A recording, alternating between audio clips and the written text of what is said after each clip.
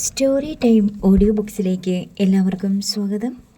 ജോയ്സി എഴുതിയ കാണാത്ത തീരങ്ങൾ. കല്ലാറ്റുപടിക്കൽ തറവാടിൻ്റെ മുറ്റവും തൊടിയും വളപ്പും നിറഞ്ഞ് ആളുകൾ ഗേറ്റിന് വെളിയിൽ റബ്ബർ തോട്ടത്തിൽ തിങ്ങിക്കൂടി തിക്കിത്തിരക്കി. Police inquest തയ്യാറാക്കുന്നതേയുള്ളൂ. മാങ്ങോട്ടുശ്ശേരിയിൽ നിന്ന് മല്ലികയും അഞ്ജനയും ഉണ്ണിയും എത്തിച്ചേർന്നുവെങ്കിലും അവരെ വീട്ടിനുള്ളിലേക്ക് കടത്താതെ പോലീസ് മുൻവാതിലിൽ കാവൽ നിന്നു. പോലീസ് കസ്റ്റഡിയിൽ എടുത്തിരുന്ന ജഗന്നാഥക്കുറുപ്പ് ഉൾപ്പെടെയുള്ള പ്രതികളെ പോലീസ് ക്യാമ്പിലേക്ക് നീക്കിയിരുന്നു. പോസ്റ്റ്മോർട്ടത്തിനായി മൃതദേഹം കൊണ്ടുപോകാനുള്ള ആംബുലൻസ് സൈറൻ മുഴക്കി വന്നു നിന്നു. അതിനുള്ളിൽ നിന്ന് 2 അറ്റൻഡർമാർ പുറത്തിറങ്ങി സ്ട്രെച്ചർ പുറത്തേക്കെടുത്ത് അതുമായി വീട്ടിനുള്ളിലേക്ക് കയറിപ്പോയി. ഡിവൈഎസ്പി ജോർജ് ജോസഫ് കുളത്തിങ്കലും സിഐയും അവരുടെ പിന്നാലെ ചെന്നു. മുറിയിൽ FIR തയ്യാറാക്കിക്കൊണ്ടിരുന്ന പോലീസുകാർ ആ ജോലി മിക്കവാറും പൂർത്തിയാക്കി കഴിഞ്ഞു. ഇനി എന്തെങ്കിലും ബാക്കിയുണ്ടോ? ജോർജ് ജോസഫ് മണിമല SIയോട് ചോദിച്ചു.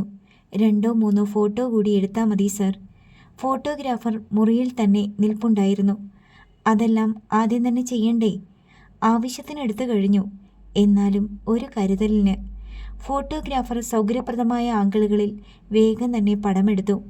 ബാലകൃഷ്ണ മേനോൻ ആത്മഹത്യ ചെയ്യുന്ന മുമ്പ് 2 തലയണകളിൽ തല ഉയർത്തി വെച്ച് നീണ്ടു നിവർന്നാണ് കിടന്നിരുന്നതെന്ന് ആർക്കും മനസ്സിലാകും വിധമാണ് മൃതദേഹം കാണപ്പെട്ടത്. ഇടത് ചെവിക്ക് താഴെ താടിയെല്ലിന് കീഴിലായിരുന്നു മുറിവ്. ബാലകൃഷ്ണ മേനോന്റെ മൃതദേഹം അറ്റൻഡർമാർ താങ്ങിയെടുത്ത് സ്ട്രെച്ചറിൽ കിടത്തി.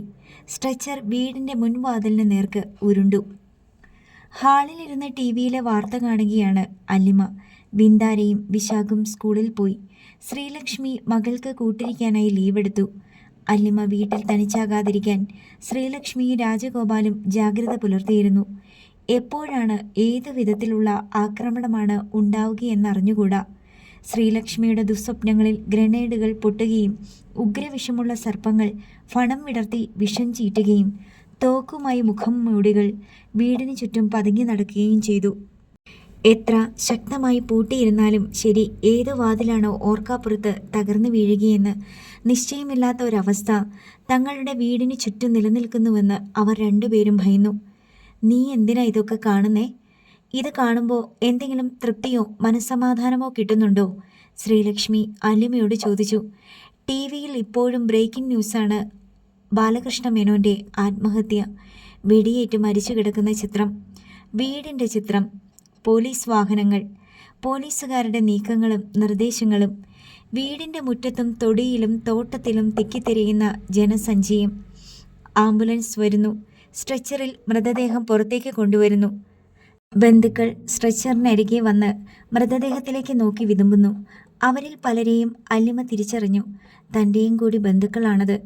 അതൊക്കെ ഓർത്തപ്പോൾ മനുഷ്യബന്ധങ്ങളുടെ അതിരുകളെപ്പറ്റിയും അതിൻ്റെ ശക്തി ദൗർബല്യങ്ങളെപ്പറ്റിയും അവൾക്ക് പരിഹാസം തോന്നി. ബ്രേക്കിംഗ് ന്യൂസും TV സ്ക്രീനിൽ പ്രത്യക്ഷപ്പെട്ടു. ചന്ദ്രബാബു കൊലക്കേസിലെ പ്രതികളായ ഹേമചന്ദ്രനും ഹരീന്ദ്രനും പോലീസിന് കീഴടങ്ങി എന്നതായിരുന്നു അത്. ഒളിവിൽ പോയിരുന്ന 2 പേരും ബാലകൃഷ്ണ മേനോൻ ആത്മഹത്യ ചെയ്ത വിവരം അറിഞ്ഞതോടെ മണിമലയിൽ എത്തുകയും പോലീസിന് മുൻപിൽ കീഴടങ്ങുകയുമാണ് ചെയ്തത്. പിന്നെ അവരുടെ ചിത്രങ്ങൾ. കല്ലാറ്റുപടിക്കൽ തറവാടിൻ്റെ ചിത്രം. അവിടേക്ക് എത്തിച്ചേരുന്ന ബന്ധുജനങ്ങൾ. ഒരു വേള അവൾ സന്ദീപിൻ്റെ അച്ഛനെയും അമ്മയെയും കണ്ടു. അവർ 2 പേരും കാറിൽ നിന്നിറങ്ങുന്ന ദൃശ്യം. അല്ലിമ മുഖം തിരിച്ച് ശ്രീലക്ഷ്മിയെ നോക്കി. സന്ദീപിൻ്റെ ഫാദറും മദറും അല്ലേ അത്? ശ്രീലക്ഷ്മി ചോദിച്ചു. അതെ, അല്ലിമ പറഞ്ഞു. അവരൊക്കെ എന്തിന്? അമ്മേ, അവരുടെ ക്ലോസ് റിലേറ്റീവ് അല്ലേ മരിച്ചുപോയ ആൾ. അവർ ബാലമാമയെന്നല്ലേ വിളിക്കാറ്? സ്വന്തം അമ്മാവൻ. അങ്ങനെയല്ലായിരുന്നെങ്കിൽ ഞാനും സന്തുവേട്ടൻ്റെ ഒപ്പം അവിടെ ചെല്ലേണ്ടതാ. ഇതൊന്നും വേണ്ടിയിരുന്നില്ല. ആർക്കെങ്കിലും എന്തെങ്കിലും കിട്ടിയോ? നഷ്ടമല്ലാതെ എന്തെങ്കിലും ബാക്കിയുണ്ടോ? ശ്രീലക്ഷ്മി ആവലാതിപ്പെട്ടു. ഞാനിത് എന്നോട് തന്നെ പറഞ്ഞുകൊണ്ടിരിക്കുകയായിരുന്നു. സന്ദീപിനോട് നീ പറയണം, ഇനി ഒന്നിനും പോകണ്ടെന്ന്, ഇതുകൊണ്ട് അവസാനിപ്പിച്ചേക്കണമെന്ന്. അല്ലിമ എന്തെങ്കിലും മറുപടി പറയും മുമ്പേ ഫോൺ ശബ്ദിച്ചു. അവൾ ഡിസ്പ്ലേ നോക്കി. സന്ദീപിൻ്റെ കോൾ. ഹലോ സന്തുവേട്ടാ, എവിടെയാ? ഞാൻ കാഞ്ഞിരപ്പള്ളിയിലെത്തി. എന്നിട്ടെവിടെയാ? മണിമലയ്ക്ക് പോയില്ലല്ലോ? ഇല്ല, പോകണ്ടാട്ടോ. ഞാനിവിടുത്തെ സബ് രജിസ്ട്രാർ ഓഫീസിൽ ഒരു തിരച്ചിൽ അപേക്ഷ കൊടുത്തിരുന്നു. കാഞ്ഞിരപ്പള്ളിയിലോ? എന്തിന്? ഒരു ക്ലൂ കിട്ടി. അത് വെച്ച് സെർച്ച് ചെയ്തതാണ്. മാളവിക, അല്ലിയുടെ അമ്മ. പോണ്ടിച്ചേരിയിൽ ഉണ്ടായിരുന്നത് 96 നവംബർ ഡിസംബറിനല്ലേ? അതിനുശേഷം മാളവിക ഒരു ഡീഡ് രജിസ്റ്റർ ചെയ്തിട്ടുണ്ട്. എന്താ അതിനർത്ഥം? അല്ലിമയ്ക്ക് അത് കേട്ടിട്ട് ഒന്നും മനസ്സിലായില്ല. അല്ലിമയ്ക്ക് എളുപ്പത്തിൽ മനസ്സിലാക്കാൻ വേണ്ടി സന്ദീപ് അല്പം വിശദമായി തന്നെ പറഞ്ഞു. അതായത് മാങ്ങോട്ടുശ്ശേരിക്കാരും കല്ലാറ്റുപടിക്കൽക്കാരും പറയുന്നത് മാളവിക കോടതിയുടെ അനുവാദത്തോടെ ചന്ദ്രബാബുവിൻ്റെ ഭാര്യയായ ശേഷം മാളവികയെ അവളുടെ ബന്ധുക്കളാരും കാണുകയോ സംസാരിക്കുകയോ ചെയ്തിട്ടില്ലെന്നാണല്ലോ. പക്ഷേ അതല്ലല്ലോ സന്തുവേട്ട സത്യം. പോണ്ടിച്ചേരിയിലെ ഹോസ്പിറ്റലിലല്ലേ അമ്മ എന്നെ പ്രസവിച്ചത്. അമ്മയുടെ ആൾക്കാരല്ലേ അങ്ങോട്ട് കൂട്ടിക്കൊണ്ടു വന്നതും തിരിച്ചു കൊണ്ടുപോയതും. അത് നമുക്കല്ലേ അറിയൂ. പിന്നെ ഈ കള്ളക്കളികളൊക്കെ കളിച്ചവർക്കും അറിയാം. പക്ഷേ പോലീസിനോട് അവർ കുറ്റം സമ്മതിച്ചിട്ടില്ല. അവർക്കൊന്നും അറിയില്ലെന്നല്ലേ പറയുന്നേ. പോണ്ടിച്ചേരിയിൽ പോയി അന്വേഷിച്ച പോലീസിനും തെളിവൊന്നും കിട്ടിയില്ല. ഇപ്പോൾ അത് തെളിയിക്കാൻ പറ്റിയ എന്ത് ക്ലൂ ആണ് കിട്ടിയത്? അതല്ലേ ആദ്യമേ പറഞ്ഞത്. 1997 മാർച്ചിൽ കാഞ്ഞിരപ്പള്ളി സബ് രജിസ്ട്രാർ ഓഫീസിൽ ഒരു ലാൻഡ് രജിസ്ട്രേഷൻ നടന്നിട്ടുണ്ട്. അതും മാളവിക ഒപ്പിട്ട രേഖയോട് കൂടിയ രജിസ്ട്രേഷൻ. എന്ത് രജിസ്ട്രേഷനാ അത്? മാളവിക അവരുടെ പേരിലുണ്ടായിരുന്ന 14 ഏക്കർ പുരയിടം സഹോദരനായ ഹരീന്ദ്രൻ്റെ പേരിലേക്ക് ഇഷ്ടദാനമായി എഴുതി കൊടുക്കുന്ന പ്രമാണം സന്ദീപ് വെളിപ്പെടുത്തി. അങ്ങനെയൊരു സംഭവം നടന്നോ? അതിന് കൃത്യമായി രേഖകളുണ്ട്. അമ്മയുടെ പേരിൽ അങ്ങനെയൊരു സ്ഥലം ഉണ്ടായിരുന്നോ? ഉണ്ടായിരുന്നത് കൊണ്ടാണല്ലോ പ്രമാണം രജിസ്റ്റർ ചെയ്തു കൊടുത്തത്. ഇത് സന്ദീപേട്ടനോട് ആരാ പറഞ്ഞത്? രജിസ്ട്രേഷൻ്റെ കാര്യം ആരും പറഞ്ഞതല്ല, ഞാൻ തിരക്കി കണ്ടുപിടിച്ചതാ. പക്ഷേ മാളവികയുടെ പേരിൽ വസ്തുവകകൾ ഉണ്ടായിരുന്നെന്ന് പറഞ്ഞത് അനിച്ചേട്ടനാണ്, ചന്ദ്രബാബുവിൻ്റെ അനിയൻ. അങ്കിളിന് എങ്ങനെ അറിയാം? ചന്ദ്രബാബുവിനോട് മാളവിക സൂചിപ്പിച്ചിട്ടുണ്ടായിരുന്നത്രേ. മാളവികയുടെ മുത്തശ്ശി മരണപ്പെടുന്നതിനു മുമ്പ് അവരുടെ പേരിൽ പൈതൃക സ്വത്തായി ഉണ്ടായിരുന്ന 28 ഏക്കർ വരുന്ന തെങ്ങും പുരയിടം മാളവികയുടെയും അഞ്ജനയുടെയും പേരിലേക്ക് എഴുതി കൊടുത്തു. അന്നവർ രണ്ടുപേരും മൈനറായിരുന്നതിനാൽ ക്രയവിക്രയങ്ങൾ സാധ്യമായിരുന്നില്ല. അതെന്താണാവോ രണ്ടുപേർക്കും മാത്രം കൊടുത്തത്? വേറെ അവകാശികളില്ലായിരുന്നോ? ആ മുത്തശ്ശിയുടെ കൊച്ചുമക്കളിൽ പെൺകുട്ടികളായിട്ട് 2 പേരേ ഉണ്ടായിരുന്നുള്ളൂ. ഒന്ന് ബാലമ്മാമയുടെ മകൾ അഞ്ജന, മറ്റേത് മല്ലിക ചിറ്റിയുടെ മകൾ മാളവിക. എൻ്റെ മുത്തശ്ശിക്കും ഭാസ്യമ്മാമയ്ക്കും പെൺമക്കൾ ഉണ്ടായിരുന്നെങ്കിൽ അവർക്കും കിട്ടിയേനെ ഒരു വിഹിതം. എൻ്റെ മുത്തശ്ശിക്ക് അച്ഛൻ ഒരൊറ്റ മകനായി പോയില്ലേ. ഭാസ്യമ്മാമയ്ക്ക് 2 ആൺമക്കൾ. ലോട്ടറി അടിച്ചത് ബാലമ്മാമയുടെ മോൾക്കും മല്ലിക ചിറ്റിയുടെ മോൾക്കുമാണ്. പക്ഷേ അനുഭവിക്കാൻ യോഗമുണ്ടായില്ല. അമ്മയുടെ സമ്മതമില്ലാതെ ഹരീന്ദ്രൻ അങ്കിൾ എങ്ങനെ അത് എഴുതി വാങ്ങി? സമ്മതിപ്പിച്ചിട്ടുണ്ടാകും. ഇല്ലെങ്കിൽ മാളവികയാണെന്ന് പറഞ്ഞ് ഫേക്ക് ID ഉണ്ടാക്കി മറ്റേതെങ്കിലും സ്ത്രീയെ സ്വന്തം സഹോദരിയായി അവതരിപ്പിച്ച് ചെയ്യിപ്പിച്ചതായിരിക്കാം, സന്ദീപ് പറഞ്ഞു. അങ്ങനെ ചെയ്യാൻ പറ്റുമോ? പണവും സ്വാധീനവും ഉണ്ടെങ്കിൽ എന്താ ചെയ്യാൻ വയ്യാതെ? സഹോദരി സ്വന്തം സഹോദരന് ഇഷ്ടദാനം കൊടുക്കുന്നതിൽ ലാഭക്കച്ചവടമില്ലാത്തത് കൊണ്ട് ആരും സംശയിക്കില്ലല്ലോ. മറ്റൊരു സ്ത്രീയെ കൊണ്ടാ ചെയ്യിപ്പിച്ചതെങ്കിൽ അതിന് തെളിയിക്കാൻ സാധിക്കുമോ സന്തുവേട്ട? അതിൽ ഹരീന്ദ്രനെ പൂട്ടാൻ ഒരു കത്രിക പൂട്ട് കിടപ്പുണ്ട്. 96 മാർച്ചിന് ശേഷം മാളവികയെ കണ്ടിട്ടേയില്ലെന്ന് പറഞ്ഞാൽ 97 നടത്തിയ രജിസ്ട്രേഷനിൽ കൃത്രിമം കാട്ടി എന്ന് തെളിയും. അതല്ല മാളവിക തന്നെയാണ് പ്രമാണങ്ങളിൽ ഒപ്പുവച്ചിരിക്കുന്നതെന്ന് വാദിച്ചാൽ 96 മാർച്ചിന് ശേഷം മാളവികയെ കണ്ടിട്ടില്ലെന്ന് പറഞ്ഞു കൊടുത്ത സത്യവാങ്മൂലം പൊളിയും. കോടതിയോടും പോലീസിനോടും ഉത്തരം പറയേണ്ടി വരും. രജിസ്ട്രേഷന് ശേഷം അമ്മയെ അവർ കാഞ്ഞിരപ്പള്ളി ബസ് സ്റ്റാൻഡിൽ കൊണ്ടുവിട്ടു, പിന്നൊന്നും അറിയില്ല എന്ന് പറഞ്ഞാലോ? അങ്ങനെ പറയാനും മടിക്കുന്നവരല്ലല്ലോ. അങ്ങനെ അങ്ങ് ഒഴിഞ്ഞു മാറാൻ പറ്റുമോ? 97 മാർച്ച് വരെയെങ്കിലും മാളവിക അവരുടെ സംരക്ഷണയിലുണ്ടായിരുന്നു എന്നവർക്ക് സമ്മതിച്ചേ പറ്റൂ. മുരിക്കാശ്ശേരി പോലീസ് സ്റ്റേഷനിൽ ചന്ദ്രബാബുവിൻ്റെ അച്ഛൻ കൊടുത്ത പരാതിയുടെ പകർപ്പുണ്ട്. അതിൽ പറഞ്ഞിരിക്കുന്നത് മാളവികയുടെ അച്ഛനും സഹോദരനും ഹേമചന്ദ്രനും മറ്റു ചിലരും ചേർന്ന് മാളവികയെ കൂട്ടിക്കൊണ്ടുപോയെന്ന. ഡേറ്റ് സഹിതമാ പരാതി കൊടുത്തിരുന്നത്. അത് ശരിയാണെന്ന് വന്നാൽ മാളവികയെ പോണ്ടിച്ചേരിയിൽ കൊണ്ടുവന്നതും പ്രസവിച്ച കുഞ്ഞിനെ ഉപേക്ഷിച്ചതും സത്യമായിരുന്നു എന്ന് തെളിയും. ഇതൊക്കെ സത്യമാണെന്ന് തെളിഞ്ഞാൽ എനിക്ക് എൻ്റെ അമ്മയെ ജീവനോടെ കിട്ടുമോ? അതെനിക്കറിയില്ല. പക്ഷേ മാളവികയ്ക്ക് എന്ത് സംഭവിച്ചു എന്നവർക്ക് ബോധ്യപ്പെടുത്തേണ്ടി വരും. എവിടെയെങ്കിലും ജീവിച്ചിരിപ്പുണ്ടാവുമോ സന്തുവേട്ട? സാധ്യതയുണ്ട്, നമുക്ക് അന്വേഷിക്കാം. ഇങ്ങനൊരു സംഭവം നടന്നതിൻ്റെ തെളിവ് ഉള്ളതുകൊണ്ട് നമുക്ക് മുന്നോട്ട് പോകാനൊരു ട്രാക്കായി. ഇനിയിപ്പോൾ എന്ത് ചെയ്യാനാ സന്തുവേട്ടൻ ഉദ്ദേശിക്കുന്നത്? ബാലം മാമയുടെ ഫ്യൂണറൽ കഴിഞ്ഞിട്ട് വേണം അടുത്ത നീക്കം. ഫ്യൂണറൽ ഇന്ന് നടക്കില്ലേ? 2 ദിവസം കഴിയുമെന്ന് തോന്നുന്നു. പോണ്ടിച്ചേരിയിൽ നിന്ന് ഭാസി അമ്മാമയും ഫാമിലിയും എത്തിച്ചേരണ്ടേ? ഞാൻ പിന്നീട് വിളിച്ചു പറയാം. സന്തുവേട്ടാ, സൂക്ഷിക്കണേ. സന്തുവേട്ടൻ അവിടെ കുറേ ശത്രുക്കളുടെ ഇടയ്ക്ക് പെട്ടുപോയതുപോലെയാ എൻ്റെ ഫീലിങ്സ്. അങ്ങനെയൊന്നുമില്ല, ഞാൻ വളരെ സേഫാണ്. ടെൻഷൻ വേണ്ട. ഓക്കെ, ശരിടാ. കോൾ കട്ട് ചെയ്തിട്ട് സന്ദീപ് എല്ലാം കേട്ടുകൊണ്ട് കസേര കയ്യിലിരിക്കുന്ന അനി ബാബുവിനെ നോക്കി. ഞാനൊരു സംശയം ചോദിച്ചോട്ടെ? അനി ബാബു ചോദിച്ചു. എന്താ? മാളു ചേച്ചിയെ നമ്മൾ കണ്ടുപിടിച്ചു എന്നിരിക്കട്ടെ, അവർക്ക് നമ്മളൊരു ശല്യമായി തീരുന്ന അവസ്ഥയാണെങ്കിൽ എന്നാ ചെയ്യും? ആദ്യം അവർ ജീവിച്ചിരിപ്പുണ്ടോ ഇല്ലയോ എന്ന് അന്വേഷിക്കാം. അത് കഴിഞ്ഞിട്ട് പോരെ ബാക്കി? ജീവിച്ചിരിപ്പുണ്ടെങ്കിൽ എങ്ങനെയുള്ള ജീവിതമായിരിക്കും? സാറൊന്ന് ചിന്തിച്ചു നോക്കിയാട്ടെ. ഞാനതൊക്കെ കുറേ ആലോചിച്ചതാ. എനിക്ക് തോന്നുന്നത് മാളവികയെ ഏതെങ്കിലും അഗതി മന്ദിരത്തിൽ താമസിപ്പിച്ചിട്ടുണ്ടായിരിക്കുമെന്ന. അങ്ങോട്ട് അവളുടെ വീട്ടുകാരെന്തെങ്കിലും സംഭാവനയൊക്കെ കൊടുക്കുന്നുണ്ടായിരിക്കും. മരിച്ചു പോകാനുള്ള പ്രായമൊന്നും ആയില്ലല്ലോ. കൂടി വന്നാൽ 42 വയസ്സ്. കൊന്നു കളഞ്ഞിട്ടില്ലെങ്കിൽ നല്ല ആരോഗ്യത്തോടെ ഇരിക്കേണ്ട പ്രായം. സന്ദീപ് അഭിപ്രായപ്പെട്ടു. എൻ്റെ സംശയം വേറൊന്നാ. ആ വൃത്തികെട്ടവന്മാർ വല്ല പെൺവാണിഭക്കാർക്കും മാളിച്ചേച്ചിയെ വിറ്റുകളഞ്ഞോന്നാ. അങ്ങനെ ചെയ്യുവോ? സ്വന്തം അച്ഛനും സഹോദരനുമല്ലേ? അവറ്റകൾ അതും അതിലപ്പുറവും ചെയ്യും സാറേ. വെറും ചെറ്റകളാ സാറേ. ആ മറ്റവനുണ്ടല്ലോ, കൂതറ ഹേമചന്ദ്രൻ, അവൻ്റെ മനപ്രയാസം എന്തായിരുന്നെന്ന് സാറിനറിയാവോ? മാളിച്ചേച്ചിയെ ചന്ദ്രയേട്ടൻ കെട്ടിക്കൊണ്ട് പോകുന്നതിന് മുമ്പ് അവൻ്റെ കയ്യിലോട്ട് ഒരു ദിവസം കിട്ടിയില്ലല്ലോന്ന്. അതെങ്ങനെ അനിച്ചേട്ടനറിയാം? സന്ദീപ് ആശ്ചര്യപ്പെട്ടു. ചന്ദ്രേട്ടനെ പോലീസ് പിടിച്ചോണ്ട് വരുമ്പം ഞാൻ ലോക്കപ്പിൽ കിടക്കുക. ഞാൻ നമ്പറിട്ട് നോക്കി വെച്ചിരുന്ന സുന്ദരി പെണ്ണിനെ നീ കട്ടോണ്ട് പോയി തിന്നില്ലേടാന്ന് ചീറിക്കൊണ്ടാ അയാൾ ചന്ദ്രേട്ടനെ ലോക്കപ്പിലിട്ട് ചവിട്ടിയത്, എൻ്റെ കൺമുന്നിലിട്ട്. സന്ദീപ് അമ്പരപ്പോടെ അനി ബാബുവിൻ്റെ മുഖത്തെ ക്ഷോഭത്തിലേക്ക് കണ്ണു നട്ടിരുന്നു. അവൻ്റെ കയ്യിലോട്ടല്ലേ സാറേ മാളിച്ചേച്ചി പിന്നെയും ചെന്ന് ചേർന്നത്? ഓർത്ത അവനെ കൊന്നാലേ എനിക്ക് കലി തീരൂല. ഛേ, അങ്ങനൊന്നും ചിന്തിക്കണ്ട. മാളവികയുടെ അച്ഛനും സഹോദരനും ഇല്ലേ കൂടെ? എൻ്റെ സംശയം അതല്ല, അവളെ ആർക്കെങ്കിലും കല്യാണം കഴിപ്പിച്ച് കൊടുത്തിട്ടുണ്ടെങ്കിലോ? അതായത് അവർക്ക് കുറേ ഗുണ്ടാ സെറ്റപ്പും വണ്ടിപ്പെരിയാറിൽ ഏലത്തോട്ടവും ഒക്കെ ഉണ്ടായിരുന്നല്ലോ. ഏതെങ്കിലും ഒരുത്തൻ്റെ തലയിൽ കെട്ടി ഏൽപ്പിച്ച് അതിന് തക്ക പ്രതിഫലവും കൂടി കൊടുത്താൽ മതിയല്ലോ.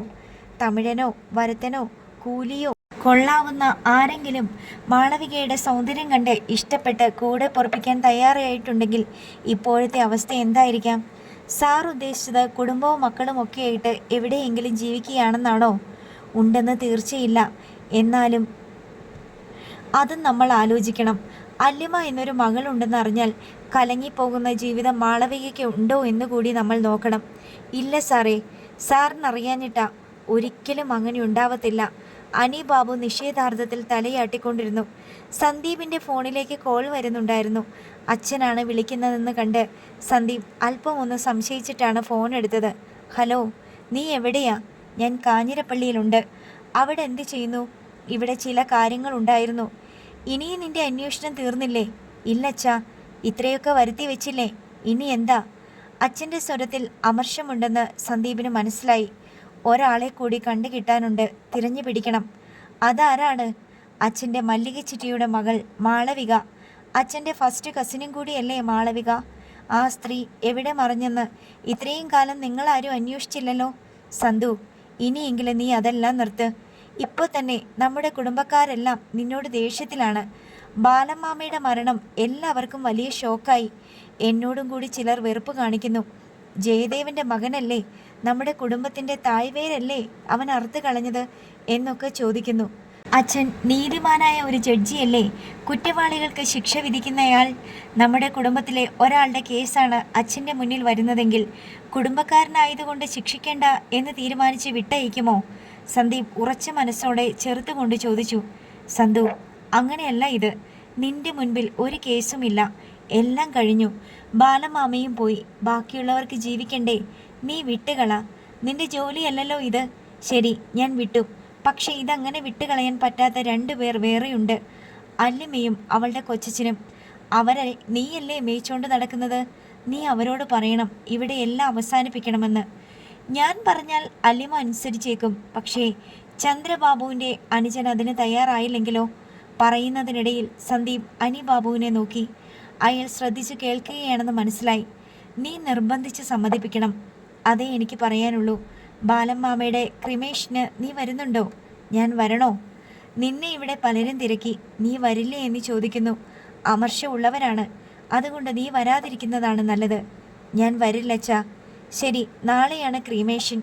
അതുകൂടി കഴിഞ്ഞേ ഞാൻ ഹരിപ്പാട്ടേക്ക് തിരിച്ചു പോകൂ. ശരി അച്ഛാ, നാളെ നീ വീട്ടിലേക്ക് വാ. ശരി. കോൾ കട്ടായി. സന്ദീപ് ഒരു ആശ്വാസ നിശ്വാസം മുതിർത്തു. അനിബാബുവിൻ്റെ നോട്ടം തൻ്റെ മുഖത്ത് തന്നെ. അതിനൊരു മൂർച്ച. സാറെല്ലാം നിർത്താൻ പോവുകയാണോ? ആര് പറഞ്ഞു? ഞാനല്ലേ ഡിസിഷൻ എടുക്കേണ്ടയാൾ. ആര് പറഞ്ഞാലും നിർത്തരുത് സാറേ. ഒരു പാവം പെണ്ണിൻ്റെ നിലവിളി കിടപ്പുണ്ട് എവിടെയോ ഒരിടത്ത്. അതിനോട് കാണിച്ച ദ്രോഹം എന്താണെന്നറിയണ്ടായോ? അറിയണം, സന്ദീപ് ഉറപ്പിച്ചു തന്നെ പറഞ്ഞു. അനിബാബു അനുകൂലിച്ച് തന്നെത്താൻ തലയാട്ടി. കല്ലാറ്റുപടിക്കൽ തറവാട്ടിൽ ശവസംസ്കാര ചടങ്ങുകൾ നടക്കുകയായിരുന്നു. വീടും പരിസരവും ജനസമുദ്രമാണ്. ബന്ധുജനങ്ങൾ, തൊഴിലാളികൾ, മിത്രങ്ങൾ, നാട്ടുകാർ തെക്കേ തൊടിയിൽ ഒരുക്കിയ ചിതയിലേക്ക് മൃതദേഹം എടുത്തു വെച്ചു കഴിഞ്ഞു. അന്ത്യകർമ്മങ്ങൾ ചെയ്യുന്നവരുടെ കൂട്ടത്തിൽ ജയദേവൻ നമ്പ്യാരും ഉണ്ടായിരുന്നു. ഈറൻ ഒറ്റമുണ്ട് മാത്രം ഉടുത്തു നിന്ന് അയാൾ കർമ്മിയുടെ നിർദ്ദേശങ്ങൾ അനുസരിച്ച് കർമ്മങ്ങൾ ചെയ്തുകൊണ്ടിരുന്നു. ബാലകൃഷ്ണ മേനോന്റെ ശവദാഹത്തിൽ പങ്കെടുക്കാൻ പോലീസിന്റെ അകമ്പടിയോടെ ജഗന്നാഥക്കുറുപ്പും ഹരീന്ദ്രനും ഹേമചന്ദ്രനും എത്തിയിരുന്നു. ചിതയ്ക്ക് തീ കൊളുത്തുകയും പുകപടലങ്ങൾ ഉയരുകയും ചെയ്തതോടെ ജനം പിരിഞ്ഞു തുടങ്ങി. മുറിയുടെ നടുക്ക് ഒരു കസേര മാത്രമേ ഉണ്ടായിരുന്നുള്ളൂ. പോലീസ് ജഗന്നാഥക്കുറുപ്പിനെ വാതിലിൽ കൂടി അകത്തേക്ക് തള്ളിക്കൊണ്ടുവന്ന് ആ കസേരയിൽ ഇരുത്തി. അല്പം കഴിഞ്ഞപ്പോൾ DYSP ജോർജ് ജോസഫ് കുളത്തിങ്കൽ മുറിയിലേക്ക് കടന്നു വന്നു. അയാൾ ജഗന്നാഥക്കുറുപ്പിൻ്റെ മുന്നിൽ വന്നു നിന്നു. ജഗന്നാഥക്കുറുപ്പ് മുഖമുയർത്തി നോക്കി. അയാളുടെ മുഖത്ത് വിയർപ്പ് തുളിച്ചു വന്നുകൊണ്ടിരുന്നു. പോലീസുകാരിലൊരാൾ ഒരു കസേര കൂടി കൊണ്ടുവന്നു. അത് ജഗന്നാഥക്കുറുപ്പിൻ്റെ മുന്നിൽ വെച്ചു. DYSP അയാൾക്ക് അഭിമുഖമായിരുന്നു. നിങ്ങളുടെ മകൾ മാളവികയെ അവസാനമായി കണ്ടത് ഏത് വർഷമാണെന്നാ പോലീസിനോട് പറഞ്ഞിരുന്നത്? ജഗന്നാഥക്കുറുപ്പ് ചകിതനായി. ഇതിനു മുമ്പ് ഹേമചന്ദ്രനെയും ഹരീന്ദ്രനെയും പോലീസ് ചോദ്യം ചെയ്തു കഴിഞ്ഞു. ചോദ്യം ചെയ്യാൻ കൊണ്ടുപോകുന്നതിന് മുമ്പ് 3 പേരും ഒന്നിച്ചൊരേ മുറിയിലായിരുന്നു. ആദ്യം വിളിക്കപ്പെട്ട ഹേമചന്ദ്രനോ രണ്ടാമത് വിളിക്കപ്പെട്ട ഹരീന്ദ്രനോ മുറിയിലേക്ക് മടങ്ങി വന്നില്ല. അവരെ മറ്റെവിടേക്കോ മാറ്റി. 3 പേരും ഒന്നിച്ചായിരുന്നപ്പോൾ ഹേമചന്ദ്രൻ നൽകിയ നിർദ്ദേശം ഇപ്പോഴും ചെകിട്ടിലുണ്ട്. പറഞ്ഞതൊന്നും മാറ്റി പറയരുത്. 1996 മാർച്ചിലാണ് അവസാനമായി കണ്ടത്. അതിനുശേഷം കണ്ടിട്ടേ ഇല്ലേ? ഇല്ല. DYSP മുറിയിലുണ്ടായിരുന്ന സിഐയുടെ നേർക്ക് ഒരാംഗ്യം കാട്ടി. അയാൾ ഉടൻ തന്നെ കയ്യിലിരുന്ന കടലാസ് ചുരുൾ കൊണ്ടുവന്ന് ജോർജ് ജോസഫിൻ്റെ കയ്യിൽ കൊടുത്തു. അത് ജഗന്നാഥക്കുറുപ്പിൻ്റെ മുഖത്തിന് നേരെ നിവർത്തിപ്പിടിച്ച് ജോർജ് ജോസഫ് ചോദിച്ചു, ഇത് നിങ്ങളുടെ മകളുടെ പേരിലുണ്ടായിരുന്ന പ്രോപ്പർട്ടിയുടെ രജിസ്ട്രേഷൻ ഡീഡിൻ്റെ കോപ്പിയാണ്. നിങ്ങളുടെ മകൾ സ്വന്തം സഹോദരൻ്റെ പേരിലേക്ക് ഇഷ്ടദാനം ചെയ്തു കൊടുത്തത്. ഇതിൽ സാക്ഷിയായി താങ്കളും ഒപ്പിട്ടിട്ടുണ്ട്. ഇതിലെ ഒപ്പ് നിങ്ങൾ തന്നെ ഇട്ടതാണോ അതോ മറ്റാരെങ്കിലും വ്യാജമായി ഇട്ടതാണോ? ജഗന്നാഥക്കുറുപ്പ് ഒന്നുകൂടി പതറി. ഞാൻ തന്നെ ഒപ്പിട്ടത്. നിങ്ങളുടെ മകൾ മാളവികയുടെ ഒപ്പോ? അവൾ തന്നെയാണോ അതോ മറ്റു വല്ലവരുമാണോ ഇട്ടത്? ജഗന്നാഥക്കുറുപ്പ് ഉമിനീരിറക്കി. അല്ലെന്ന് പറയണോ ആണെന്ന് പറയണോ? ഒപ്പ് കാണിച്ചു തരാം. ദാ ഇതാണ്. പ്രമാണത്തിൽ ഒപ്പിട്ടിരിക്കുന്ന ഭാഗങ്ങൾ താളുകൾ മറിച്ച് DYSP കാട്ടിക്കൊടുത്തു. മാളവികയാണ് ഒപ്പിട്ടിരിക്കുന്നതെന്ന് ഹേമചന്ദ്രൻ സമ്മതിച്ചു. അയാളാണ് മറ്റൊരു സാക്ഷി. പിന്നെ നിങ്ങളുടെ മകനും സമ്മതിച്ചു. സമ്മതിക്കാതെ പറ്റില്ല. കാരണം അന്ന് രജിസ്ട്രേഷൻ നടത്തിയ സബ് രജിസ്ട്രാർ റിട്ടയർ ആയെങ്കിലും ഇപ്പോഴും ജീവിച്ചിരിപ്പുണ്ട്. അന്ന് പ്രമാണം തയ്യാറാക്കിയ വെണ്ടറും സബ് രജിസ്ട്രാർ ഓഫീസിലുണ്ടായിരുന്ന സ്റ്റാഫും കാഞ്ഞിരപ്പള്ളിയിൽ ഇല്ലെങ്കിലും മറ്റു പല സബ് രജിസ്ട്രാർ ഓഫീസുകളിൽ ഇപ്പോഴും ജോലി ചെയ്യുന്നുണ്ട്. അന്ന് മാളവിക നേരിട്ട് വന്ന് ഒപ്പിട്ടതായി അവരെല്ലാം മൊഴി നൽകി കഴിഞ്ഞു. എനിക്കത് നല്ല ഓർമ്മയില്ല. വർഷം ഓർമ്മയില്ലെന്നാണോ അതോ മകളെ കണ്ടതായി ഓർമ്മയില്ലെന്നാണോ? വർഷം ഓർമ്മയില്ല. നിങ്ങളുടെ മകളുടെ പേരിൽ 14 ഏക്കർ പുരയിടം ഉണ്ടായിരുന്നതായി അറിയാമോ? അറിയാം. അത് നിങ്ങളുടെ മകൻ്റെ പേരിലേക്ക് ഇഷ്ടദാനം കൊടുത്തത് അറിയാമോ? അതെല്ലാം ശരിയാണ്. 97 മാർച്ചിൽ മാളവിക കാഞ്ഞിരപ്പള്ളി സബ് രജിസ്ട്രാർ ഓഫീസിൽ വന്ന് പ്രമാണം ഒപ്പിട്ട് കൊടുത്തു. അതിൻ്റെ സാക്ഷിയായി ഒപ്പിട്ടിരിക്കുന്നത് മാളവികയുടെ അച്ഛനായി നിങ്ങൾ. പക്ഷേ 96 മാർച്ചിന് ശേഷം മാളവികയെ കണ്ടിട്ടേയില്ലെന്ന് അതേ നിങ്ങൾ തന്നെ പറയുന്നു. ഇതിൽ ഏത് ഞങ്ങൾ വിശ്വസിക്കണം? ജഗന്നാഥക്കുറുപ്പ് അണിഞ്ഞിരുന്ന ഷർട്ട് വിയർപ്പിൽ കുതിർന്നു. നിസ്സഹായതയോടെ അയാൾ ചുറ്റും നോക്കി. ആരുടെയെങ്കിലും മുഖത്ത് കരുണയുണ്ടോ? ഒരൽപ്പം അയവ്. എല്ലാ തെളിവുകളും ഞങ്ങൾ ശേഖരിച്ചു കഴിഞ്ഞു. നിങ്ങൾ എത്രത്തോളം നുണ പറയുമെന്ന് പരീക്ഷിക്കുക മാത്രമാണ് ഞങ്ങളിപ്പോൾ ചെയ്യുന്നത്. പതറിപ്പോയ ജഗന്നാഥക്കുറുപ്പ് പെട്ടെന്ന് ഏറ്റുപറഞ്ഞു. 97-ൽ എൻ്റെ മകൾ തന്നെ നേരിട്ട് വന്ന പ്രമാണം ഒപ്പിട്ടത്. അപ്പോൾ 97-ലും നിങ്ങൾ മാളവികയെ കാണുകയും സംസാരിക്കുകയും ചെയ്തിട്ടുണ്ട് അല്ലേ? ഉവ്. ജഗന്നാഥക്കുറുപ്പ് ദയനീയമായി തലയാട്ടി. 96 നവംബറിൽ പെരിയാർ വാലിയിൽ ശേഖരൻകുട്ടിയുടെ വീട്ടിൽ നിന്ന് മാളവികയെ വിളിച്ചുകൊണ്ട് പോയത് നിങ്ങളും നിങ്ങളുടെ മകൻ ഹേമചന്ദ്രനും ചേർന്നല്ലേ? ആ അതെ. മാളവികയെ പോണ്ടിച്ചേരിയിലെ ക്ലൂണി ഹോസ്പിറ്റലിൽ പ്രസവത്തിന് അഡ്മിറ്റ് ചെയ്യാൻ നിങ്ങളെ സഹായിച്ചത് നിങ്ങളുടെ ഭാര്യ സഹോദരനായ ഭാസ്കര മേനോനും കുടുംബവുമല്ലേ? ജഗന്നാഥക്കുറുപ്പിൻ്റെ മുഖം താണു. സത്യം ഏറ്റുപറയുന്നതാണ് നിങ്ങൾക്ക് നല്ലത്. മാളവികയെ മറച്ചു പിടിച്ചുള്ള ഒരു കള്ളത്തരവും ഇനി നിലനിൽക്കില്ല. നിങ്ങളൊരു കൊലക്കേസിലെ പ്രതിയാണെന്ന കാര്യം ഓർമ്മ വേണം. എന്നിട്ടാണ് ചെറിയ കാര്യങ്ങളിൽ കള്ളം പറഞ്ഞ് പിടിച്ചു നിൽക്കാൻ നോക്കുന്നത്. ഭാസിയേട്ടനും കുടുംബവും സഹായിച്ചു എന്നുള്ളത് സത്യമാ. മാളവിക പ്രസവിച്ച കുഞ്ഞിനെ ഉപേക്ഷിക്കാൻ സഹായിച്ചതും ഭാസ്കര മേനോനല്ലേ? അദ്ദേഹത്തിൻ്റെ കുറ്റമല്ല. ഞങ്ങൾ അത്രയ്ക്ക് നിർബന്ധിച്ചിട്ടാ. ഓക്കെ, മാളവിക ജീവിച്ചിരിപ്പുണ്ടോ? ഓർക്കാപ്പുറത്തായിരുന്നു ആ ചോദ്യം. ജഗന്നാഥക്കുറുപ്പ് ഒരു നിമിഷം പകച്ചു. അറിയില്ല എന്ന് പറയാനാണ് ഹേമചന്ദ്രൻ നിങ്ങളെ പഠിപ്പിച്ചത്. പക്ഷേ ഞങ്ങൾക്ക് ആ ഉത്തരമല്ല വേണ്ടത്. പറയുന്നത് സത്യമായിരിക്കണം. ജീവിച്ചിരിപ്പുണ്ട്. ജഗന്നാഥക്കുറുപ്പിൻ്റെ സ്വരം തളർന്നു താണു. എവിടെ? ജഗന്നാഥക്കുറുപ്പിന് ഉത്തരമില്ല. ഹേമചന്ദ്രൻ പഠിപ്പിച്ചു തന്ന ഉത്തരം ഇവിടെ പറയണ്ട. നിങ്ങളുടെ മകളല്ലേ മാളവിക? ഒരച്ഛൻ്റെ മറുപടിയാണ് ഞങ്ങൾക്ക് വേണ്ടത്. സത്യം പറഞ്ഞ അവൾ ജീവനോടെ ഉണ്ടോ ഇല്ലയോ എന്ന് എനിക്കറിയില്ല. 5 വർഷം മുമ്പ് ഞാൻ അവസാനമായിട്ട് അവളെ കണ്ടത്. ഹരിയോട് ചോദിക്കുമ്പോൾ അവൻ പറയും ജീവിച്ചിരിപ്പുണ്ടെന്ന്. അത്രയേ എനിക്കറിയൂ. ജഗന്നാഥക്കുറുപ്പ് പാരവശ്യത്തോടെ പറഞ്ഞു. ബാലകൃഷ്ണ മേനോൻ്റെ ശവദാഹത്തിന് ശേഷം ബന്ധുജനങ്ങൾ മാങ്ങോട്ടുശ്ശേരിയിലാണ് ഒത്തുകൂടിയത്. ബാലകൃഷ്ണ മേനോൻ്റെ ആത്മഹത്യയുമായി ബന്ധപ്പെട്ട കേസന്വേഷണത്തിൻ്റെ ഭാഗമായി സംഭവം നടന്ന മുറി പോലീസ് സീൽ ചെയ്തിട്ടുണ്ടായിരുന്നു. അല്ലെങ്കിലും ആ കുടുംബത്തിൽ ഇനി അഞ്ജന മാത്രമേ അവശേഷിക്കുന്നുള്ളൂ. അവളെ ബാലകൃഷ്ണ മേനോൻ തൻ്റെ ആത്മഹത്യയ്ക്ക് തൊട്ടുമുമ്പ് മാങ്ങോട്ടുശ്ശേരിയിലേക്ക് പറഞ്ഞയക്കുകയും ചെയ്തിരുന്നു. ഹേമചന്ദ്രൻ റിമാൻഡിലാണ്. മാങ്ങോട്ടുശ്ശേരിയിലും സ്ഥിതി വ്യത്യസ്തമല്ല. ജഗന്നാഥക്കുറുപ്പും മകൻ ഹരീന്ദ്രനും റിമാൻഡിൽ സബ് ജയിലിൽ.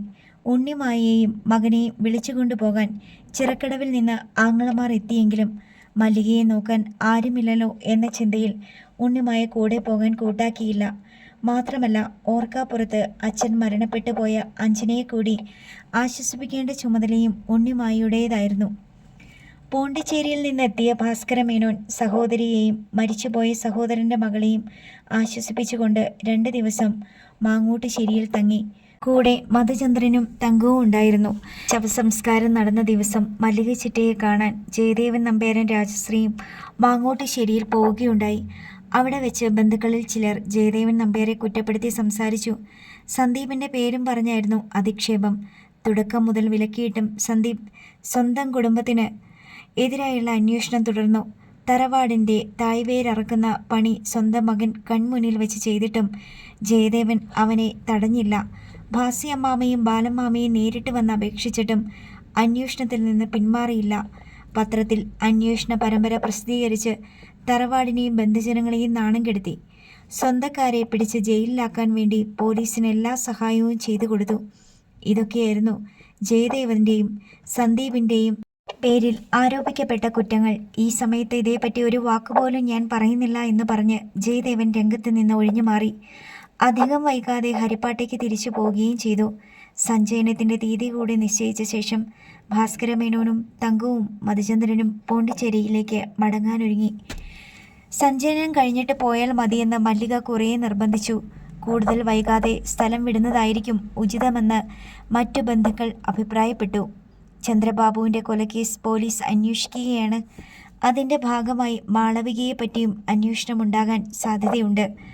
അതെല്ലാം ഏതെങ്കിലും തരത്തിൽ ഭാസ്കര മേനോനെയും കുടുംബത്തെയും ബാധിച്ചുവെന്ന് വരാം. അതിനു മുമ്പേ സ്ഥലം വിടുന്നതായിരിക്കും ബുദ്ധി. 9ാം ചരമദിനത്തിൽ സഞ്ചയനത്തിന് താൻ എത്തിക്കൊള്ളാമെന്ന് ഭാസ്കര മേനോൻ അഞ്ജനയെ സമാധാനിപ്പിച്ചിട്ട് പോകാനുള്ള ഒരുക്കങ്ങൾ നടത്തി. 6 ദിവസം കഴിയുമ്പോൾ പിന്നെയും വരണ്ടേ? ഒരുപാട് യാത്ര ചെയ്യണ്ടേ? അതിനേക്കാളും നല്ലത് സഞ്ചയനം കൂടി കഴിഞ്ഞു പോകുന്നതല്ലേ? മല്ലിക ജ്യേഷ്ഠനോട് ചോദിച്ചു. നിന്നാ ശരിയാവില്ല, അതുകൊണ്ടാ. പോലീസിനെ പേടിച്ചിട്ടാണോ? അതും നോക്കണമല്ലോ. മടിയിൽ കനമുള്ളവനെ വഴിയിൽ പേടിക്കേണ്ട കാര്യമുള്ളൂ എന്നല്ലേ പഴമക്കാര് പറയാറ്? നിനക്കറിയാമല്ലോ മല്ലികയെല്ലാം. എൻ്റെ ഭർത്താവും മകനും ജയിലിലാണ്. ആദ്യം ഒന്ന് മടിച്ചെങ്കിലും ഇനി ഒരവസരം കിട്ടിയില്ലെങ്കിലോ എന്ന ജാഗ്രതയിൽ മല്ലിക ഭാസ്കര മേനോനോട് ഒരു ചോദ്യം ചോദിച്ചു. മാളുവിൻ്റെ പ്രസവം പോണ്ടിച്ചേരി വെച്ചാണോ നടന്നത്? ഉത്തരം എന്തു പറയുമെന്നറിയാതെ ഭാസ്കര മേനോൻ കുഴങ്ങി. നീ ഈ ചോദ്യം മുൻപും ചോദിച്ചിട്ടുണ്ട്. അന്ന് ഞാൻ മറുപടി പറഞ്ഞിട്ടുമുണ്ട്. ആ മറുപടി പറഞ്ഞ ബാലേട്ടൻ ഇപ്പോൾ ജീവനോടെ ഇല്ല. അതേ മറുപടി പറഞ്ഞ് എൻ്റെ ഭർത്താവും മകനും ഇപ്പോൾ ജയിലില്ല. ഭാസിയേട്ടൻ ഇനിയെങ്കിലും സത്യം പറയുമോ? എനിക്ക് നിന്നോടൊന്നും പറയാനില്ല. ഭാസ്കര മേനോൻ ഒഴിഞ്ഞു മാറി. തങ്കം ബാഗേജ് അടുക്കി സിറ്റൗട്ടിൽ കൊണ്ടുപോയി വെച്ചിട്ടുണ്ടായിരുന്നു. ടാക്സി വിളിക്കാൻ പോയ മധുചന്ദ്രൻ അഞ്ജനയുടെ കാറിൽ തിരിച്ചെത്തി. 10 മിനിറ്റിനുള്ളിൽ ടാക്സിയും വന്നു ചേർന്നു. മൂവരും യാത്ര പറഞ്ഞ് പോകാനിറങ്ങിയപ്പോൾ പോലീസ് വാഹനം തുറന്നു കിടന്ന ഗേറ്റിലൂടെ മുറ്റത്തേക്ക് വന്നു. ഡിവൈഎസ്പി ജോർജ് ജോസഫും പൊൻകുന്നം സിഐയും അടക്കമുള്ള പോലീസ് സംഘം തൂവെള്ള ബലോറയിൽ നിന്ന് ഇറങ്ങി. ഭാസ്കര മേനോന് ദുശങ്ക തോന്നി. അരമണിക്കൂർ നേരത്തെ ഇറങ്ങേണ്ടതായിരുന്നു. അയാൾ മധുവിൻ്റെ നേർക്ക് പിറുപിറുത്തു. നമ്മളെ ഉദ്ദേശിച്ചായിരിക്കില്ല. അഞ്ജനയെ കാണാനോ ഉണ്ണിമായിയോട് എന്തെങ്കിലും ചോദിച്ചറിയാനോ ആയിരിക്കും. മധുചന്ദ്രൻ മന്ത്രിച്ചു. പോലീസ് സംഘം സിറ്റൗട്ടിലേക്ക് കയറി വന്നു. Mister Bhaskara Menon? DYSP George Joseph അയാളുടെ നേർക്ക് ചൂണ്ടുവിരൽ നീട്ടി. യാ, ഞാനാണ്. എങ്ങോട്ടെങ്കിലും യാത്രയാണോ? പോണ്ടിച്ചേരിക്ക് പോവുകയാ. ഓക്കെ, ചടങ്ങുകളൊക്കെ കഴിഞ്ഞോ? ഇനി സഞ്ചയനത്തിന് വന്നാൽ മതി. 1-2 കാര്യങ്ങൾ ചോദിക്കുന്നതിൽ വിരോധമില്ലല്ലോ? ഇല്ല, ചോദിച്ചോളൂ. പോലീസ് വന്നെന്ന് പറഞ്ഞ് ഉണ്ണി അകത്ത് ബഹളം വെക്കുന്നുണ്ടായിരുന്നു. അഞ്ജനയും ഉണ്ണിമായയും കൂടി സിറ്റൗട്ടിലേക്ക് വന്നു. കയ്യിൽ ഊന്നുവടിയുമായി മല്ലിക നേരത്തെ തന്നെ സിറ്റൗട്ടിലുണ്ടായിരുന്നു. നിങ്ങളുടെ സഹോദരിയുടെ മകൾ മാളവിക പോണ്ടിച്ചേരിയിലെ ക്ലൂണി ഹോസ്പിറ്റലിൽ വെച്ച് ഒരു പെൺകുഞ്ഞിനെ പ്രസവിച്ച വിവരം താങ്കൾക്കറിയാമായിരുന്നോ? ഭാസ്കര മേനോൻ മെല്ലെ തലതിരിച്ച് മല്ലികയെ നോക്കി.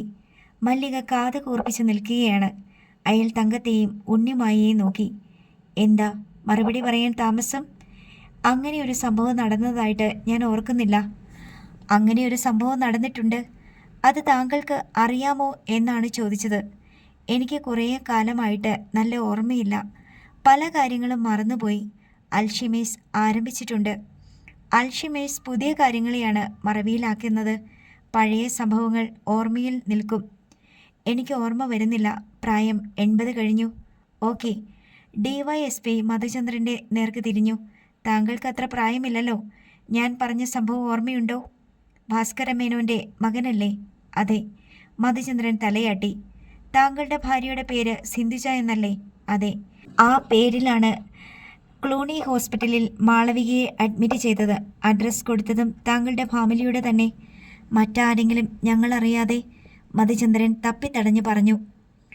നിങ്ങൾ പോണ്ടിച്ചേരിയിലെ ഒരു തെരുവിൽ മാളവിക പ്രസവിച്ച കുഞ്ഞിനെ ഉപേക്ഷിച്ചിട്ടുമുണ്ട്. ഡിവൈഎസ്പി കടുപ്പിച്ചു പറഞ്ഞു. സർ, ഇങ്ങനെയൊക്കെ പറയുന്നത് കഷ്ടമാണ്. ഞങ്ങളിതൊന്നും അറിഞ്ഞിട്ടില്ല. ഭാസ്കര മേനോൻ കൈ മലർത്തി. പക്ഷേ ഞങ്ങൾക്ക് തെളിവ് കിട്ടിക്കഴിഞ്ഞു. നിങ്ങളുടെ സഹോദരിയുടെ ഭർത്താവ് എല്ലാ കുറ്റവും ഏറ്റുപറഞ്ഞു. അയാളുടെ മകനും കുറ്റസമ്മതം നടത്തി. അതുമാത്രമല്ല, മാളവിക ഇപ്പോൾ എവിടെയാണ് ജീവനോടെ ഉള്ളതെന്നും കൂടി പറഞ്ഞു കഴിഞ്ഞു. ഇനി നിങ്ങൾക്ക് കള്ളം പറഞ്ഞ് രക്ഷപ്പെടാൻ പറ്റില്ല. മറ്റുള്ളവരൊക്കെ പറഞ്ഞു എന്നത് എനിക്ക് വിഷയമല്ല. ആളുകൾക്ക് എന്തും പറയാം. ഞാനെന്തെങ്കിലും കുറ്റം ചെയ്തിട്ടുണ്ടെങ്കിൽ ചാർജ് ചെയ്യുക. എന്ത് തെളിവാണ് എനിക്കെതിരെ നിങ്ങളുടെ കയ്യിലുള്ളത്? ഭാസ്കര മേനോൻ അല്പം ക്ഷുഭിതനായി. മാളവിക പോണ്ടിച്ചേരിയിൽ വരികയും ഞങ്ങൾ അവളെ ഹോസ്പിറ്റലിൽ അഡ്മിറ്റ് ചെയ്യാൻ സഹായിക്കുകയും ചെയ്തെന്നിരിക്കട്ടെ. എന്താണ് തെറ്റ്? എൻ്റെ റിലേറ്റീവ്സിനെ ഞാൻ ഹെൽപ്പ് ചെയ്തിട്ടുണ്ടായിരിക്കും. അതിനെന്താണ്? ഞാൻ റിട്ടയർ ചെയ്ത കസ്റ്റംസ് ഓഫീസറാണ്. എന്നെ വിരട്ടാമെന്ന് വിചാരിക്കരുത്. എനിക്ക് നിയമം അറിയാം. നിങ്ങളീ പറഞ്ഞതിലൊന്നും ഒരു തെറ്റുമില്ല. പക്ഷേ മാളവിക പ്രസവിച്ച പെൺകുഞ്ഞിനെ കടലിൽ എറിഞ്ഞു കളയാൻ സെർവൻറ്റിൻ്റെ കയ്യിൽ കൊടുത്തയച്ചത് നിങ്ങളാണ്. അത് വലിയൊരു ക്രൈമാണെന്ന് നിയമമറിയുന്ന റിട്ടയർഡ് കസ്റ്റംസ് ഓഫീസറോട് പ്രത്യേകം പറയേണ്ട കാര്യമില്ലല്ലോ. ഡിവൈഎസ്പിയുടെ വാക്കുകളിൽ പരിഹാസത്തിൻ്റെ ധ്വനി കലർന്നിരുന്നു. ഞാനങ്ങനെ ചെയ്തെന്ന് എന്താണ് തെളിവ്?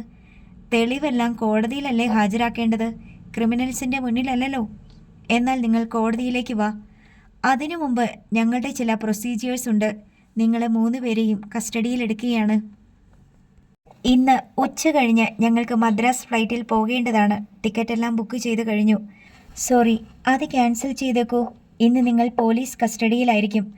അറസ്റ്റ് ചെയ്യേണ്ടി വന്നാൽ 24 മണിക്കൂറിനുള്ളിൽ അത് ചെയ്യും. ഭാസ്കര മേനോൻ്റെ കവിളുകൾ ക്ഷോഭം കൊണ്ട് വിറപ്പുണ്ടു.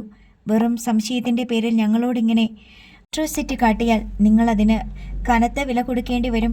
എനിക്കറിയാം. പക്ഷേ ഒരു ചോരക്കുഞ്ഞിനെ കടലിൽ എറിയാൻ കൊടുത്തയച്ചത് ഒരു ദാക്ഷിണ്യവും അർഹിക്കാത്ത കുറ്റകൃത്യമാണ്. എന്നെ ജയിലിൽ അടയ്ക്കാമെന്നാണ് നിങ്ങളുടെ ധാരണയെങ്കിൽ അത് നടക്കില്ല മിസ്റ്റർ പോലീസ് ഓഫീസർ. ഓക്കെ, തൽക്കാലം ഞങ്ങളുടെ കൂടെ വരിക. ഡിവൈഎസ്പി ജോർജ് ജോസഫ് CIയുടെ നേർക്ക് ആംഗ്യം കാട്ടി. CI ജീപ്പിനരികെ ചെന്ന് വനിതാ കോൺസ്റ്റബിളിനെ കൂട്ടിക്കൊണ്ടുവന്നു. ഭാസ്കര മേനോൻ മൊബൈൽ ഫോൺ എടുത്ത് ആരെയോ വിളിക്കാൻ ശ്രമിച്ചപ്പോൾ ഡിവൈഎസ്പി തടഞ്ഞു. വേണ്ട, നിങ്ങൾ 3 പേരുടെയും ഫോൺ പോലീസിനെ ഏൽപ്പിക്കുക. ലോക്ക് ചെയ്തു തന്നാൽ മതി. ഇപ്പോൾ മുതൽ നിങ്ങൾ കസ്റ്റഡിയിലാണ്. അനുസരിക്കുകയല്ലാതെ ഭാസ്കര മേനോനും മകനും ഭാര്യയ്ക്കും ഗത്യന്തരമുണ്ടായിരുന്നില്ല. 3 പേരെയും പോലീസ് വണ്ടിയിൽ കയറ്റി കൊണ്ടുപോകുന്നതും നോക്കി 4 ദൃക്സാക്ഷികൾ സിറ്റൗട്ടിൽ പകച്ചു നിന്നു. രാജഗോപാൽ ഓഫീസിലേക്ക് പോകാൻ ഡ്രസ് ചെയ്യുമ്പോഴാണ് ശ്രീലക്ഷ്മി ഫോണുമായി മുറിയിലേക്ക് വന്നത്. സന്ദീപാണ്. സംസാരിച്ചോ? നീ സംസാരിച്ചില്ലേ? അങ്കിളിനോട് സംസാരിക്കണമെന്ന് പറഞ്ഞു. രാജഗോപാൽ ഫോൺ വാങ്ങി. ഹലോ അങ്കിളെ, ഇന്ന് ഓഫീസിൽ പോകുന്നുണ്ടോ? പോകാൻ റെഡിയാവുകയാ. ഇന്ന് ലക്ഷ്മിയാണ് ലീവ് എടുത്തിരിക്കുന്നേ. ഇനി അല്ലിക്ക് പ്രത്യേകിച്ച് പ്രൊട്ടക്ഷൻ ഒന്നും വേണ്ടെങ്കിലേ. പ്രതികളെല്ലാം പോലീസ് കസ്റ്റഡിയിലായല്ലോ. എല്ലാവരും ആയോ? പോണ്ടിച്ചേരിക്കാരെ രാവിലെ തന്നെ പോലീസ് കസ്റ്റഡിയിലെടുത്തു. ഇതൊന്നുമല്ല, ഞാനൊരു പ്രധാനപ്പെട്ട കാര്യം പറയാൻ വേണ്ടിയാണ് വിളിച്ചത്. പറഞ്ഞോളൂ സന്ദീപ്. മാളവിക ജീവിച്ചിരിപ്പുണ്ടെന്ന് ഉറപ്പായി. രാജഗോപാലിന് സന്തോഷമല്ല, മറിച്ചൊരു വേവലാതിയാണ് നെഞ്ചിൽ അനുഭവപ്പെട്ടത്.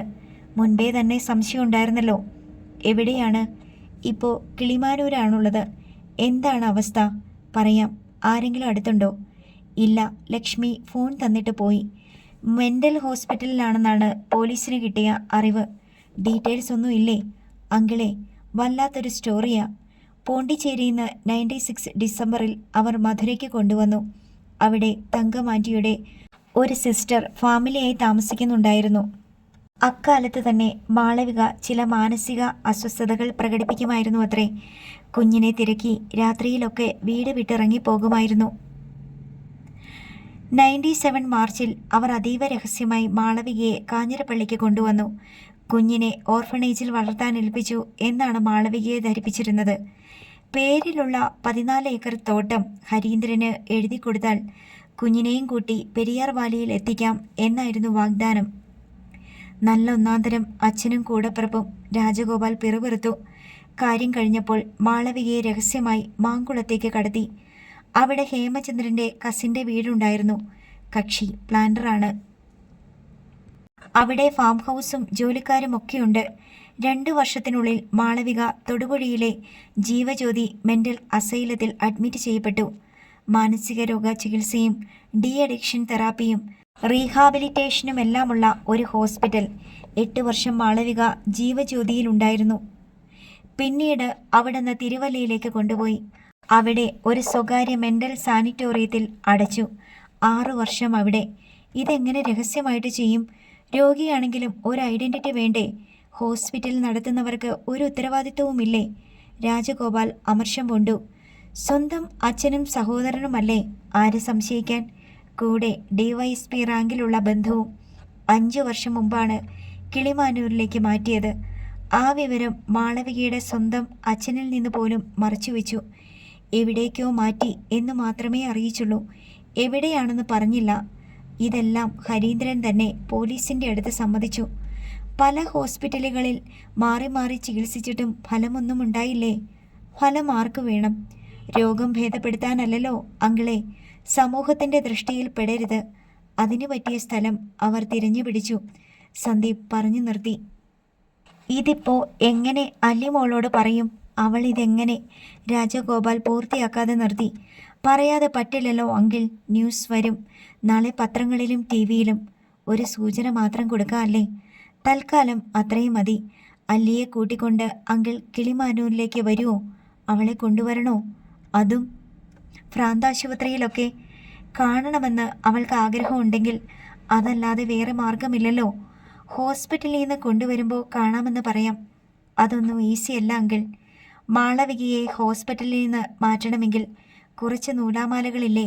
ചികിത്സ ആരേറ്റെടുക്കുമെന്ന പ്രശ്നം. അങ്ങനെയെല്ലാം നോക്കണ്ടേ? സന്ദീപ് ഇങ്ങോട്ട് വരുമോ? ഇല്ല, ഞാൻ പോലീസിൻ്റെ കൂടെ പത്തനംതിട്ട വഴി കിളിമാനൂർക്ക് പോകും. ശരി, ഞാൻ അല്ലിമോളോട് ഒന്ന് സംസാരിക്കട്ടെ. ശരി അങ്കിൾ, എന്നിട്ട് വിളിക്കണേ. ഓക്കെ. കോൾ കട്ട് ചെയ്തിട്ട് രാജഗോപാൽ അല്പം ആലോചിച്ചു നിന്നു. പിന്നെ ശ്രീലക്ഷ്മിയെ വിളിച്ച് കാര്യങ്ങൾ ധരിപ്പിച്ചു. ശ്രീലക്ഷ്മിയും അങ്കലാപ്പിലായി. രണ്ടുപേരും കൂടി അല്ലിമയുടെ അരികെ ചെന്നു. മോളെ, രാജഗോപാൽ തുടക്കമിട്ടു. സന്ദീപ് വിളിച്ചിരുന്നു. എന്നെ വിളിച്ചില്ലല്ലോ. നിന്നെ വിളിക്കുമായിരിക്കും. സന്ദീപ് ഒരു സന്തോഷ വാർത്ത പറയാനാണ് വിളിച്ചത്. പക്ഷേ നിന്നോട് അതെങ്ങനെ പറയുന്നോർക്കുമ്പോൾ കുറച്ച് വിഷമമുണ്ട്. സാരമില്ല അച്ഛാ, എന്തായാലും പറഞ്ഞു. മാളവിക ജീവിച്ചിരിപ്പുണ്ട്. അതിലെ പ്രതികളെയെല്ലാം ചോദ്യം ചെയ്തപ്പോൾ പോലീസിന് കിട്ടിയ വിവരമാ. അല്ലിമ ഒരു നിമിഷം സ്തബ്ധയായി. ഇമയനക്കാതെ അച്ഛനെ തന്നെ ഉറ്റുനോക്കി. കഴിഞ്ഞ 18 വർഷങ്ങളായി മാളവിക ഏതൊക്കെയോ മെൻ്റൽ ഹോസ്പിറ്റലുകളിൽ ചികിത്സയിലായിരുന്നു. അല്ലിമ നിഷേധാർത്ഥത്തിൽ ശിരസനക്കി. പൊടുന്നനെ അന്താളിച്ച പോലെയായി. പോലീസിൻ്റെ ചില നടപടിക്രമങ്ങളൊക്കെയുണ്ട്. അതെല്ലാം കഴിഞ്ഞ് നമുക്ക് സാവകാശം കണ്ടാൽ പോരെ? അതായിരിക്കും നല്ലത്. ഒരുപക്ഷെ നിനക്ക് കണ്ടാൽ വിഷമം തോന്നുന്ന ഒരവസ്ഥയിലാണെങ്കിൽ എനിക്ക് കാണണം. ചങ്ക് പിളർന്നു വരും പോലെ അവളുടെ ശബ്ദമിടറി വന്നു. എനിക്ക് കാണണം അച്ഛാ, ഞാൻ സഹിച്ചോളാം. മോളെ, അതെന്താന്ന് വെച്ചാൽ ഭ്രാന്താശുപത്രിയിലാകുമ്പോൾ മുന്നറിയിപ്പൊന്നുമില്ലാതെയല്ലേ നമ്മൾ ചെല്ലുന്നേ. നീ വിചാരിക്കുന്ന പോലെ എനിക്ക് കാണണം. എന്നെ കൂടി കൊണ്ടുപോണേ പ്ലീസ്. എനിക്ക് ജന്മം തന്നയാളല്ലേ അച്ഛാ, ഞാനൊന്ന് കണ്ടോട്ടെ. രാജഗോപാൽ ശ്രീലക്ഷ്മിയുടെ നേർക്ക് നിസ്സഹായതയോടെ നോക്കി. നമുക്കൊന്നിച്ചു പോകാം, ഞാനും വരാം. ശ്രീലക്ഷ്മി സംശയലേശം എന്നെ തീരുമാനമെടുത്തു. അടുത്ത ഭാഗം നാളെ.